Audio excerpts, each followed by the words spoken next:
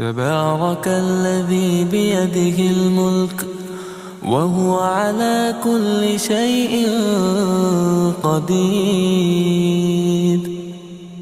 الذي خلق الموت والحياة ليبلوكم أيكم أحسن عملا وهو العزيز الغفور.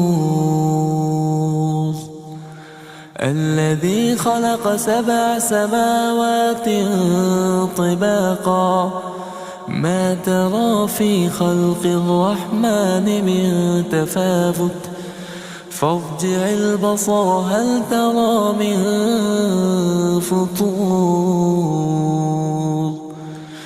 ثم ارجع البصر كرتين ينقلب إليك البصر خاسئا وهو حسير.